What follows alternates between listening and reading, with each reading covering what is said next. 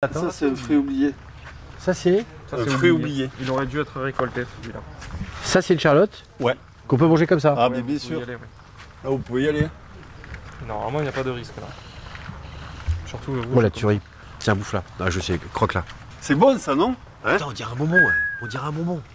C'est ce qu'on vous disait. Non, je suis sûr que vous l'avez mis avant, vous l'avez sucré et tout parce qu'il y avait la télé qui venait. C'est moche. C'est moche.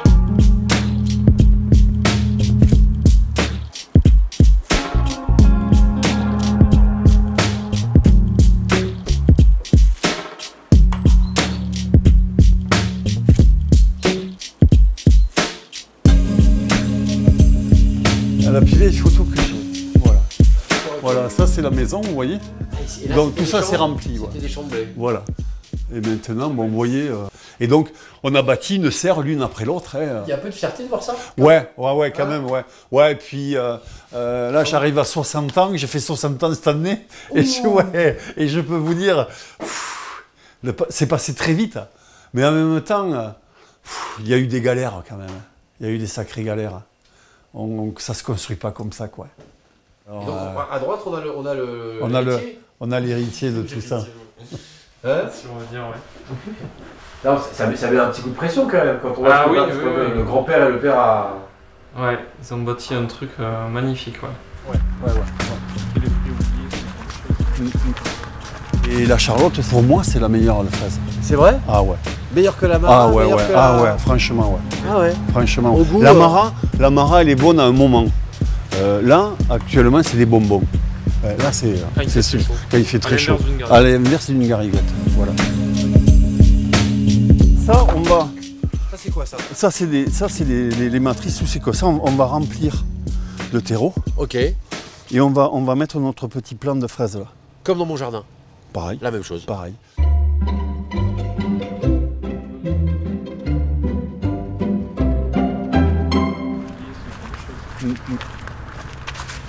Donc là, c'est la serre. Donc l'idée, c'est d'avoir une production qui dure le plus longtemps possible aussi, parce que bon, les clients, ils mangent des fraises un peu tous les jours, quoi, ou pas loin. Et pour nous, nos ouvriers, tout ça, et pour nous, c'est d'avoir une culture qui dure toute l'année. Je vais vous expliquer là, comment c'est ça. Donc, alors, système, je vais vous expliquer. Donc l'idée, c'est d'avoir un support, quel qu'il soit neutre. Voilà ce que c'est. Ça, c'est de la fibre de coco broyée. Ok. Voilà. Et après, par ce goutte à goutte, vous voyez là, il y a un goutte à goutte qui est perforé. Vous voyez, là, il y a un goutteur, là, il y en a un autre tous les 15 cm. Ben, par là, on va alimenter la plante. Et on va lui apporter tous les besoins, quoi, tous les éléments nutritifs. Voilà. Et on va récupérer les drainages. Vous voyez, le sac, il est perforé en bas. Et toute l'eau, là, ici, vous voyez les racines, elles arrivent même à traverser le sac, voilà. Et par ce petit canal qui est là au milieu, on va récupérer toutes les eaux de drainage qu'on appelle. Ok. Et ces eaux-là, on va les réinjecter. D'accord. Pour pas polluer l'environnement. Là, vous avez à peu près tous les stades. Voilà. Vous avez de la fleur, la fleur fermée même, la fleur ouverte, le fruit qui commence à se former avec les pétales qui tombent. Et après le petit fruit vert, le fruit blanc et après le fruit rouge. Ça bime. Vous voyez ça là, ça c'est un temps idéal. Quand on dit oui, les fraises, il faut beaucoup de soleil, il faut de la chaleur. Pas forcément. Alors un petit peu oui, mais pas forcément des canicules, quoi. Ouais. Donc vous avez la gariguette, là où elle est le meilleur, c'est quand vous avez un temps couvert comme ça.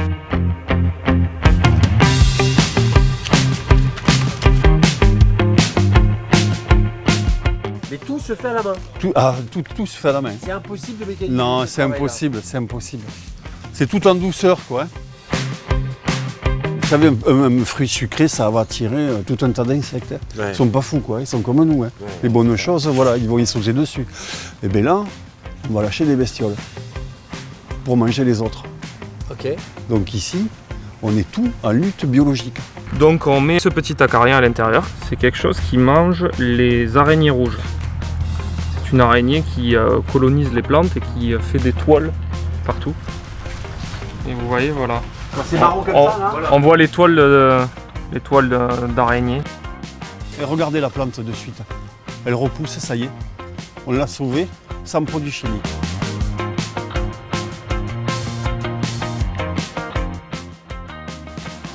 Alors, au tout début, ce qui s'est passé, c'est qu'à un moment donné, on avait tous nos fraises dans nos champs. Et puis, on avait un problème de main-d'œuvre. On ne trouvait plus de main-d'œuvre. Et on avait un problème de sol. Des sols fatigués.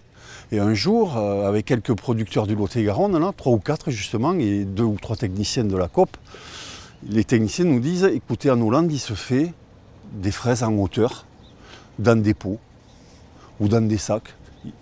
Et bien on a dit, ben allez, on y va, on va voir. Ça c'était quand? Oh ça, c'était il y a 30 ans. 30 ans, ok. Il y a 30 ans de ça. Et donc, nous voilà partis en Hollande, voir ce qui se fait. Et quand on a vu ça, hein, on a dit, bon allez, c'est ce qu'il faut faire.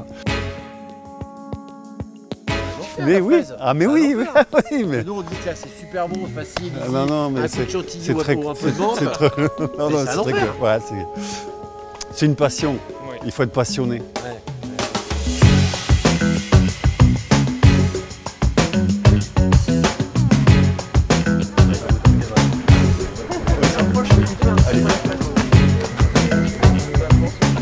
Mais bienvenue, bonjour à tous. Donc vous êtes ici sur une exploitation de fraises, production de fraises sur 6 hectares et demi. Depuis que la société existe, on travaille avec Auchan, donc c'est vraiment une relation qui s'est construite dans le temps et on essaie de perdurer, on a repris derrière d'autres personnes, on essaie de perdurer la relation et de toujours l'améliorer, de continuer dans ces axes-là.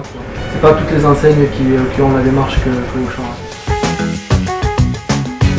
Et donc je vais vous faire découvrir un peu toute l'exploitation et la méthode qu'on emploie pour faire ça.